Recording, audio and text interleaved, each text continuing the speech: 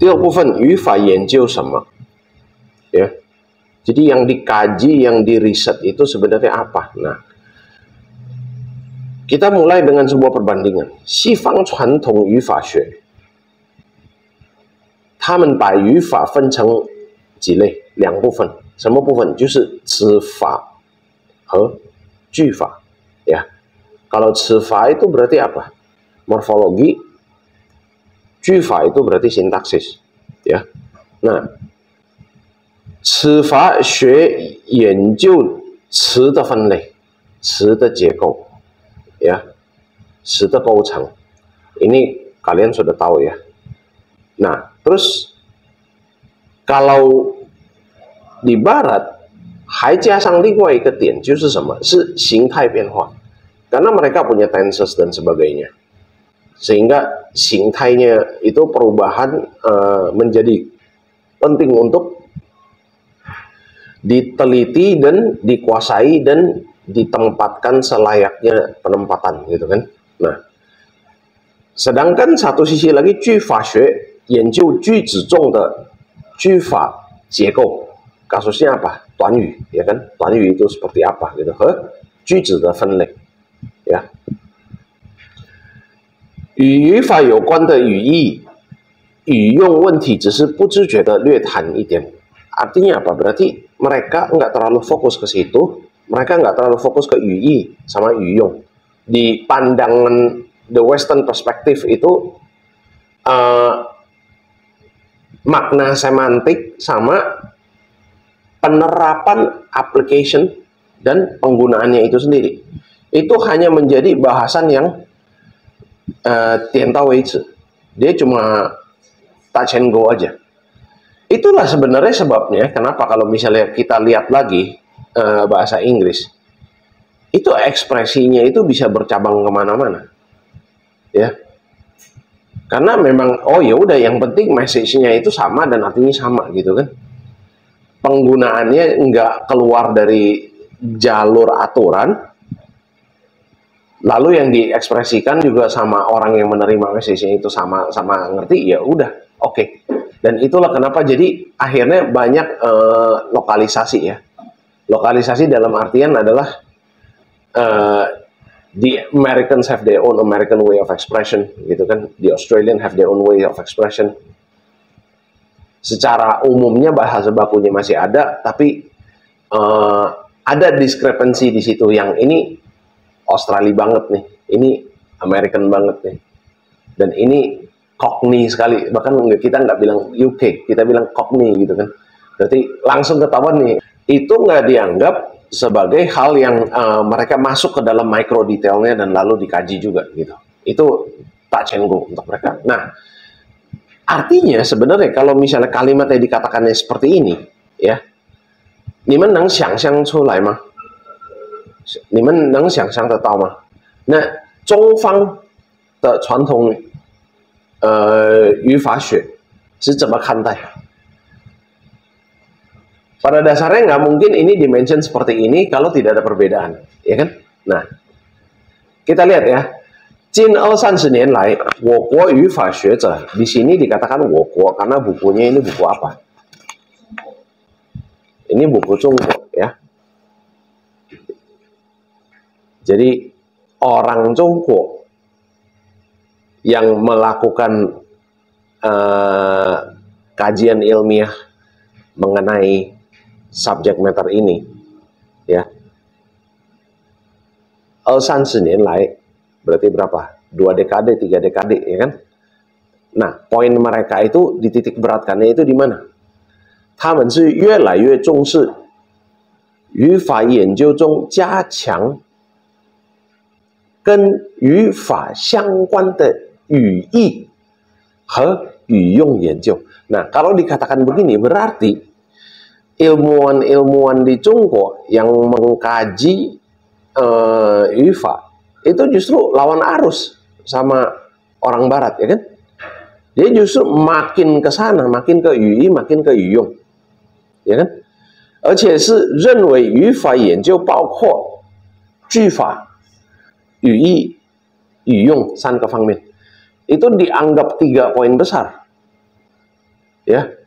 Klasifikasinya justru termasuk di situ. Jadi kalau bule itu nganggap Yui sama Yuyung itu cuma touch and go, di Chungguo justru masuk ke mikro detail. 那语法方面包括传统语法的句法及词法。语义方面研究的是什么？是隐藏在句法结构里的语义成分。和什么呢？语义志向，还有呢，语义特征。Jadi itu di dalam 语法结构nya itu ada 语义成分nya apa, 语义志向nya apa, 语义特征nya apa. Itu arah riset mengenai 语义 ya. Nah, kalau mengenai 语用 apa?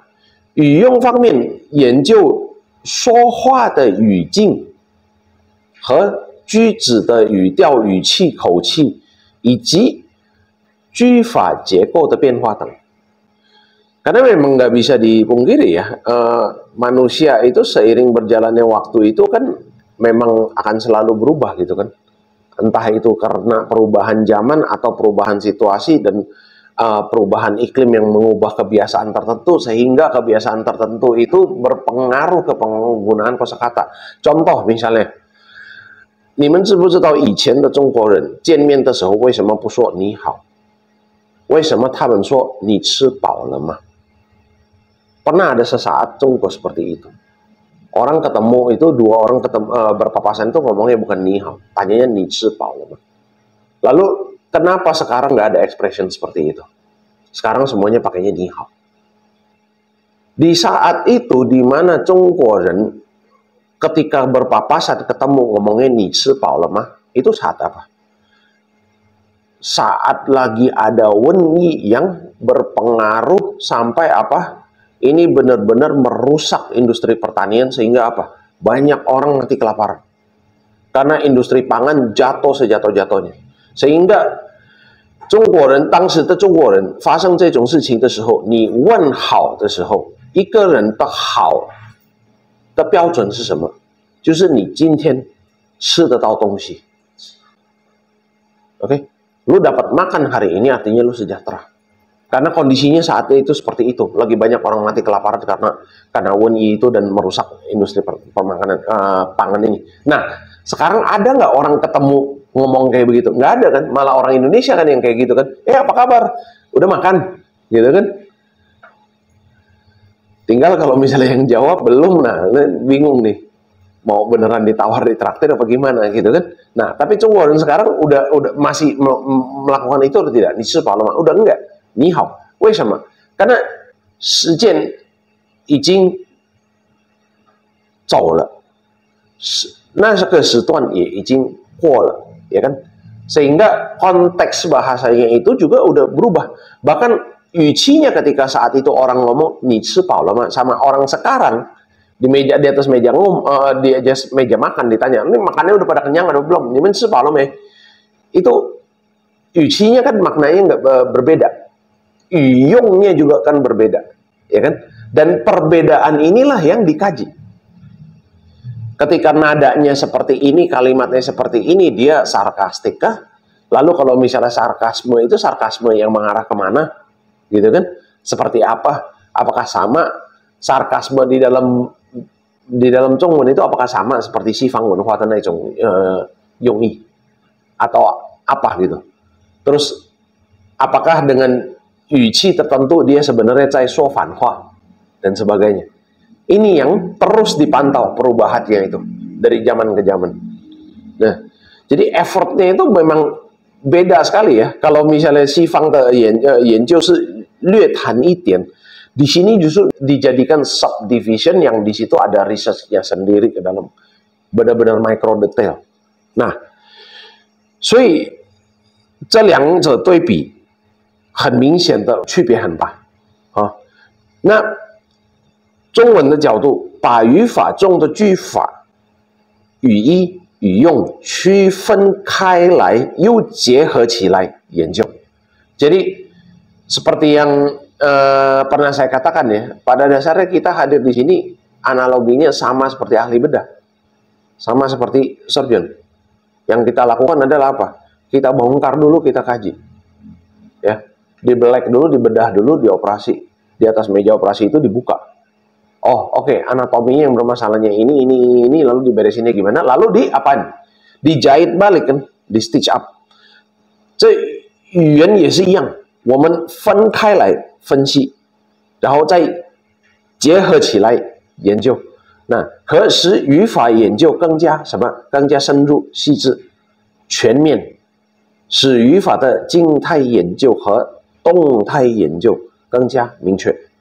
Kalau udah kayak gini, dibedah terus dipasang, terus habis itu kita testing, check and recheck, itu kan akan lebih tajam ya, dan lebih objektif, dan lebih apa? Tidak hanya lebih terstruktur, tapi hasilnya juga kan lebih jelas, gitu kan? Nah, 加强了对语法规律的解释力. Nah, ini daya apa yang menjadi penting sebagai buah dan akibat dari itu? Dari segi penjelasan dia akan menjadi lebih konkret. Saya akan katakannya begitu. Kenapa? Karena katakanlah bab ini aja. Kalimat-kalimat di atas yang tadi yang agak susah dipahami. Dia penjelasannya jelas nggak? Iya. Tapi jeselinya di mata kalian yang berkesulitan kuat nggak? Enggak kan? Nah, maka kalimat-kalimat itu kalau mau dipahami harus diapain? Dibedah dulu, lalu dipasang ulang. Untuk kedua kalinya, setelah dibedah dan dipasang ulang, didengar kembali, dibaca kembali, pasti dapat. Jadi memang seperti itu prosesnya. Oke? Nah, 更有利于我们从理性上认识语法结构规律. Nah, jadi bisa dikatakan begini, 语法学通过语法研究，而且是这样的一个研究形式，学完了之后你越学越糊涂的话，那就是有问题，ya. Karena dia seharusnya proses ini kalau dari awal dari A sampai Z kalau dijalankan dengan benar, seharusnya seiring perjalanan belajarnya itu dan kajiannya itu, kita akan harusnya end goal-nya adalah menjadi lebih jelas. Maka kalian ketika lagi mempelajari ini, kalau gue makin belajar makin butek, makin belajar makin pusing, yakinlah bahwa itu di proses tengah itu pasti ada masalah. Karena seharusnya tidak seperti itu. Seharusnya prosesnya kalau every step of the way-nya udah benar, 它只会让你理解得更深，理解得更清澈、更透彻、更明确。Ya, so the more you learn, the less headache you should have. Ini end goal-nya. Maka biar ini jadi tolak ukur ya. 你们学习的过程，你吸收的时候，你觉得头疼的话，那肯定是中间的过程有问题。karena 应该是越读越明确，越读越明白。越读越清楚，itu. 什么叫做